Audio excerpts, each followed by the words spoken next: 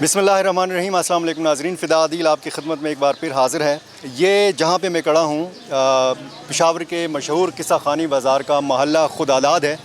आप देख सकते हैं ये मोहल्ला जो है कारोबारी मराकज़ में तब्दील हो चुका है और इस मोहल्ला खुदादाद की जो वजह शोहरत है वो यूसुफ़ ख़ान की यहाँ पर पैदाइश है। यूसुफ़ ख़ान ने 6 दहाइयों तक हिंदुस्तानी फ़िल्म इंडस्ट्री पर राज किया। बरे सग़ीर पाक व हिंद के वो अज़ीम अदाकार जो आज दुनिया से रुखसत हुए, ये मोहल्ला उसकी जाए पैदाइश है।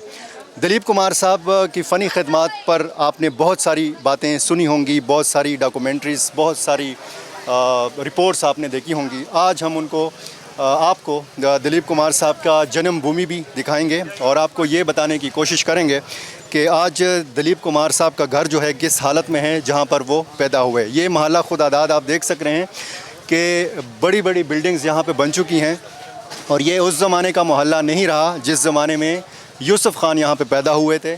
और यूसुफ़ ख़ान ने यहाँ से जाकर अपने ख़ानदान के साथ जब वो एक बच्चे की हैसियत से मुंतकिल हुए मुंबई इंडिया, तो वहाँ पर उन्होंने जवानी में फ़िल्म में काम करने का आगाज़ किया। पेशावर शहर के लोग किस तरह की अक़ीदत रखते हैं और इस सूरत हाल में जब आज दिलीप साहब दुनिया में नहीं रहे तो पेशावरियों के जज्बात क्या हैं, ये भी हम आज के व्लॉग में आपको बताएंगे। ये वो मोहल्ला है जहां आप देख सक रहे हैं कि यहाँ पर लोगों का रश भी है। यहाँ पे मुख्तलिफ़ मीडिया की टीमें भी आई हुई हैं और ख़ुसूसी तौर पर इस घर में दिलीप कुमार 11 दिसंबर 1922 को पैदा हुए थे। ये आप पहले अगर मेरा कैमरा ये आपको ये दिखा सके, आज ही ये बैनर जो है लगाया गया है आर्कियोलॉजी एंड म्यूज़ियम डिपार्टमेंट की तरफ से, डायरेक्टरेट की तरफ से, हुकूमत खैबर पख्तूनख्वा की जानिब से। ये तो आज लगा हुआ बैनर है।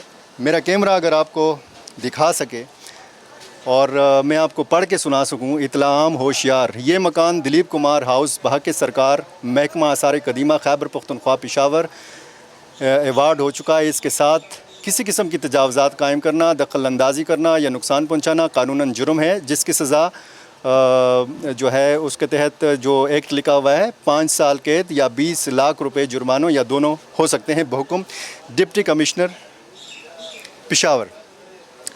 इस मकान की खस्ता हाली आप इससे अंदाज़ा लगाएं और उस दौर में जो एक सूरत हाल थी, इसको ये जो ताला लगा हुआ है काफ़ी अरसा हो चुका है। मैं एक ज़माने में यहाँ पे आ चुका हूँ, यहाँ पे अंदर से इसको देख चुका हूँ। कई साल पहले ये इस हालत में था कि इसको देखा जा सकता था अंदर से, अब तो वो सूरत हाल भी नहीं रही।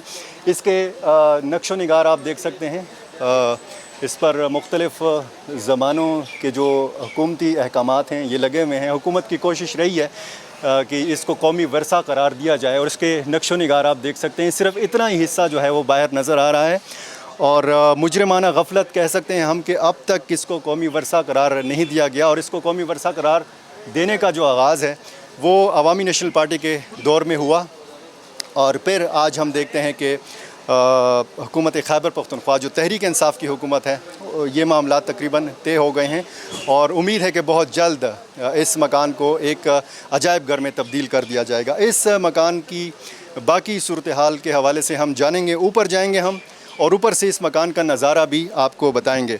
पेशावर में दिलीप साहब की सालगिरह मनाते रहे हैं शकील वहीदुल्ला ख़ान साहब, वो भी हमारे साथ मौजूद हैं। और ये उस मकान के आसपास जो कारोबारी मराकज़ हैं, जो दुकानें हैं, आर्टिफिशियल ज्वेलरी की दुकानें हैं, ये आप देख सकते हैं।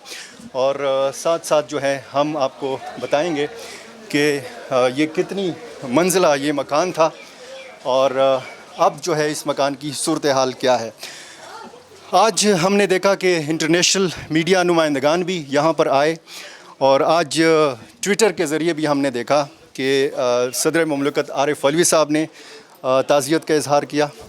इसी तरह कामरान बंगश साहब जो हैं मुआविन ख़ुसूसी हैं खैबर पख्तूनख्वा के, उन्होंने भी ताज़ियत का इज़हार किया। मुख्तलिफ़ जो हुकूमती अहदेदार हैं उन्होंने भी ताज़ियत का इज़हार किया। वज़ीर-ए-आज़म इमरान ख़ान ने भी अफसोस का इज़हार किया है।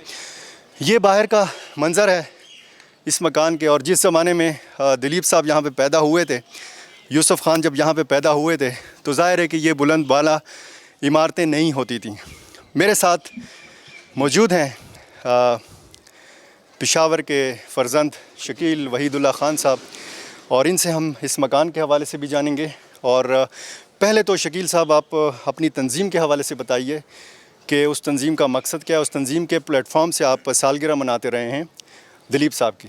یہ خیال آپ کو کب آیا، کب سے آپ نے یہ سلسلہ شروع کیا سالگرہ منانے کا؟ شکیل وحید اللہ خان نام ہے اور میں ہوں secretary culture heritage council Pakhtunkhwa کا. دلیپ صاحب کی برتھ ڈے منانے کا خیال کچھ چند دوست ہمارے ایسے تھے کہ جب ہندوستان اور پاکستان کے درمیان ٹینشن بہت زیادہ ہو گئی تھی تو اس ٹائم پہ ہم نے سوچا کہ یار کوئی ایسا کام کیا جائے کہ جس سے یہ دونوں ملکوں کے لوگوں کو آپ قریب ہم لائیں. تو اس کے لیے پھر یہ آئیڈیا ہے کہ ہم دلیپ صاحب چونکہ ان کا تعلق پشاور سے رہا ہے تو کیوں نہ ان کی اجازت سے ہم اگر پشاور میں ان کی سالگرہ منانے کا پروگرام شروع کر دیں تو اس سے پیس بلڈنگ جو ہے نا وہ کافی بہتر ہو جائے گی. تو پھر دلیپ صاحب سے میں نے بات کی تھی. یہ سلسلہ ہم نے شروع کیا تھا 2009 سے، اور 2009 میں جب فون پہ میری ان سے بات ہوئی تھی تو انہوں نے نہ صرف شکریہ ادا کیا تھا بلکہ انہوں نے یہ کہا تھا کہ میرے لیے یہ انتہائی عزت کا مقام ہے کہ پشاور میں میرے اپنے آبائی شہر میں جو ہے نا میری اگر سالگرہ آپ لوگ مناتے ہو تو یہ میرے لیے عزت کی بات ہے.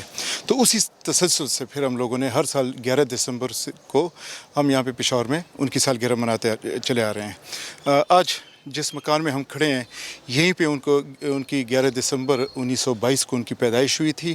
اور اس مکان سے ان کی محبت کا میں آپ کو بتاؤں کہ یہاں پہ ایک الماری آپ کو نظر آ رہی ہے وہ سامنے.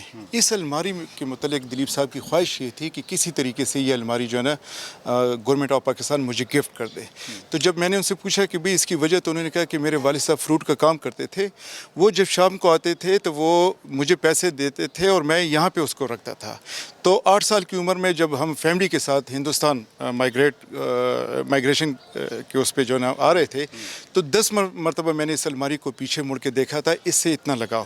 وہ جب پشاور میں 1988 کو آئے تھے یہاں پہ تو اس دروازے پہ کھڑے ہو کے انہوں نے پشاور کے لوگوں سے اور یہاں کے جو افسر شاہی بیوروکریسی تھی ان سے اپیل کی تھی کہ کوئی بھی بندہ اندر نہ آئے، میں 1 گھنٹے کے لیے بچپن میں جو ہے نا کھو جانا چاہتا ہوں. اور اسی صحن میں بقول ان کے کہ وہ بالکل لیٹ گئے تھے، سائرہ بانو بھی تھے، اور انہوں نے کہا کہ میں اس صحن میں لیٹ گیا تھا، مجھے ایسے محسوس ہو رہا تھا جیسے میری دادی جو ہے نا میرے بالوں میں وہ انگلیاں پھیر کے، اور وہی میرا بچپن جو ہے نا مجھے یاد آ رہا تھا. پھر انہوں نے کہا کہ میں ایک دروازہ انہوں نے بتایا تھا کمرے کا، اب تو وہ نہیں رہا. انہوں نے کہا کہ وہاں پہ جو ہے نا باقاعدہ طور پہ میں بیٹھوں 15-20 منٹ جو ہے نا مجھے ایسے محسوس ہو رہا تھا کہ یہاں پہ میری والدہ اور میرے والد بیٹھے ہوئے ہیں، میں ان کی گود میں نے سر رکھ کے میں بیٹھا ہوں. تو 1 گھنٹے کے لیے اس نے یہ اس کی خواہش تھی کہ میں اپنے بچپن میں کھو جانا چاہتا ہوں. تو اس کا مطلب یہ ہے کہ پشاور کے لوگوں کے ساتھ اور اس گھر کے ساتھ مرتے دم تک جو ہے نا ان کا لگاؤ رہا ہے. کیسے یہ خاندان شفٹ ہو گیا تھا انڈیا؟ دلیپ کمار کے والد صاحب گئے تھے. دلیپ صاحب کے والد چونکہ آپ کو میں نے بتایا کہ وہ فروٹ کا کام کرتے تھے تو یہاں پہ جو ہے نا ان کو کافی نقصان ہوا تھا اپنے کاروبار میں. تو پھر اپنے فیملی کے مشورے سے وہ یہاں سے شفٹ ہو گئے تھے ممبئی. 1923 میں وہ ممبئی چلے گئے تھے اور 3 سال کا عرصہ وہاں پہ انہوں نے گزارا ہے. وہاں پہ جب سٹیبل ہوئے تو واپس پھر آئے اور 1930 میں اپنی پوری فیملی، یہ گھر انہوں نے 2500 گروی پہ مطلب 5000 گروی پہ رکھا تھا. تو جب 1923 میں جا رہے تھے تو 2500 اس ٹائم پہ انہوں نے لیے تھے، اور جب واپس آئے ہیں تو پھر 5000 مکمل اس کو بیچ کے اور وہ سرمایہ لے کے اور ممبئی شفٹ ہوئے تھے. تو وہاں پہ باقاعدہ طور پہ دلیپ صاحب کے والد صاحب نے وہاں پہ فروٹ کا کام شروع کیا تھا. اور دلیپ صاحب وہاں پہ فلم انڈسٹری میں جو وہاں پہ تھی ممبئی میں، تو وہاں پہ چائے کا کام کرتے تھے. تو وہیں سے جو ہے نا پھر جو مشہور فلم ڈائریکٹر تھی ایک خاتون، ان کی نظر ان پہ پڑی اور ان سے ریکویسٹ کیا کہ اگر آپ فلموں میں کام کرنا چاہتے تھے. تو ان دنوں میں، یہ 1944 کی بات ہے، تو 1944 میں 1500 روپے ماہانہ رقم پہ ان کو جو ہے نا وہاں پہ فلم انڈسٹری میں کام ملا ہے. تو ان دنوں میں یہ بہت بڑی رقم تھی. کتنی مرتبہ دلیپ صاحب جو ہے وہ پاکستان آئے؟ دلیپ صاحب اپنی زندگی میں ویسے تو 3 مرتبہ پاکستان آئے ہیں، اور 2 مرتبہ وہ یہاں پہ پشاور کا وزٹ کر چکے ہیں، اور 2 مرتبہ میں وہ صرف 1 مرتبہ 1988 میں اس مکان تک جو ہے نا ان کی پہنچ ہو سکی تھی. 1998 میں جب وہ آئے تھے تو رش کی وجہ سے وہ یہاں پہ نہ آ سکے، جن کا ان کو جو ہے نا مرتے دم تک یہی غم تھا کہ یار میں نے دوبارہ اپنے گھر کا وزٹ نہیں کیا. اور لیکن ان کی آخری خواہش بھی یہ تھی کہ اس گھر کو میوزیم میں تبدیل کر کے ان کے نام سے منسوب کیا جائے. تو یہ چیزیں ہیں ابھی. کوئی خفیہ دورہ بھی کیا تھا انہوں نے ایک پاکستان؟ دورہ 1988 اور 1998 کے درمیان اس ٹائم پہ کیا تھا جب ہندوستان اور پاکستان کے درمیان ٹینشن بہت زیادہ ہو گئی تھی، اور یہ لگ رہا تھا کہ جیسے ابھی دونوں طرف کی فوجیں جو ہے نا وہ ایک دوسرے کے آمنے سامنے آ جائیں گی. تو تب حکومت پاکستان کے اپیل پہ پیس بلڈنگ کے لیے دلیپ صاحب یہاں پہ خصوصی مشن پہ تشریف لائے تھے، لیکن وہ صرف اسلام آباد. اور ان کا کمال یہ تھا کہ وہ ٹینشن ان کے آنے سے اور وہاں پہ اپنے جو حکمران تھے ان سے بات کرنے کے بعد وہ ٹینشن تقریباً ختم ہو گئی تھی. ناظرین، دلیپ صاحب نے لاکھوں دلوں میں گھر کیا، اور ان کا گھر جو ہے، شکیل صاحب جائیے گا نہیں، آپ سے مزید بھی بات کرنی ہے. دلیپ صاحب نے لاکھوں دلوں میں گھر کیا، اور جس گھر میں وہ پیدا ہوئے وہ ویرانیوں کا مسکن بن گیا. آج آپ اس گھر کی حالت دیکھ سک رہے ہیں کہ یہاں کے جو کاروباری لوگ ہیں انہوں نے اس گھر کا حال کیا کیا ہوا ہے. اور یہی ایک ڈیمانڈ شہریوں کی جانب سے آ رہی ہے کہ اس گھر کو بحال کر کے پرانی حالت میں بحال کیا جائے اور اس کو ایک میوزیم کا درجہ دیا جائے. شکیل وحید اللہ صاحب سے ہم دوبارہ پوچھیں گے کہ اس مکان کا جو ایک تنازع تھا، یہ ہاتھ در ہاتھ بکھا، مالکان مختلف اس کے گزرے، اور پچھلے دور میں جب عوامی نیشنل پارٹی کی حکومت تھی تو اس کو خریدنے کی کوشش کی گئی تھی، قومی ورثہ قرار دینے کی کوشش کی گئی تھی. مختصراً وہ ذرا تفصیل بتائیے. دلیپ صاحب کے والد صاحب نے جس آدمی کے گھر یہ گھر جس آدمی کے گھر ہاتھ بیچا تھا، تو اس کے چونکہ بچے نہیں تھے تو اس نے ایک لڑکی جو ہے اڈاپٹ کی تھی، اور پھر حق مہر میں یہ مکان اس کو دیا تھا. تو بہرحال کرتے کرتے یہ مکان 52 لاکھ میں موجودہ جو مالک ہے اس نے پھر خرید لیا تھا. اور این پی کی گورنمنٹ نے اس کو، میرے خیال میں اس کی سرکاری جو قیمت تھی 1 کروڑ 12 لاکھ روپے جو ہے اس کی قیمت رکھی تھی. تقریباً 3.25 مرلے اس کا رقبہ ہے. اور لیکن تب اس کی حالت بہت بہترین تھی. یہ چھت وغیرہ جو یہاں پہ آلریڈی ہم نے پریس کانفرنس وغیرہ کی تھی، ہاں تب اس کی حالت بہت بہتر تھی، لیکن گورنمنٹ اور مالک جائیداد کے مابین تنازع کی وجہ سے آج ایک کھنڈر بن گیا ہے. تو ظاہر ہے اگر اس کا تصفیہ ٹائم پہ نہ ہو اور اس کا فیصلہ وقت پہ نہیں آئے گا تو یہ جو باقی آپ کو یہاں پہ کھنڈر نظر آ رہا ہے یہ آثار بھی ختم ہو جائیں گے. تو گورنمنٹ سے اپیل یہ ہے کہ ان تنازعات کا حل کر کے کم از کم اس گھر کو جو ہے نا ان کی خواہشات کے مطابق اس کو پریزرو کر کے اور ان کے نام سے منسوب کر کے جہاں پہ میوزیم بنایا جائے. بہت شکریہ. شکیل وحید اللہ خان صاحب ہمارے ساتھ موجود تھے. خان یوسف خان، جہاں سے خانز کا آغاز ہوا ہندوستانی فلم انڈسٹری پر، اور وہ جنم بھومی جہاں پر یوسف خان پیدا ہوئے تھے، اس کی حالت زار آپ دیکھ رہے ہیں. مٹی کے ڈھیر ہیں، اینٹیں ہیں، اور آس پاس جو بلڈنگز جب بھی بنتی ہیں، جو تعمیراتی جو ملبہ ہوتا ہے وہ بھی اس کھنڈر خانے میں آج ہم دیکھ سکتے ہیں کہ یہ کھنڈر خانے سے زیادہ تو نظر نہیں آ رہا. تو یہاں پہ سارا تعمیراتی ملبہ جو ہے اس مکان میں، جو اب ویرانیوں کا مسکن ہے، پھینکا جاتا ہے. اور آس پاس کے دیگر جو سارا گند ہے وہ بھی اس کاروباری جو آس پاس کے لوگ ہیں ان کی وجہ سے. حکومت نے اگر فوری طور پر توجہ نہیں دی، اور ایک خوشائن بات یہ ہے کہ تحریک انصاف کی حکومت چاہتی ہے، اور یہ معاملات بھی تقریباً طے ہو گئے ہیں، بہت جلد ہم اس کو اپنی پرانی شکل میں بحال ہوتا ہوا دیکھیں گے.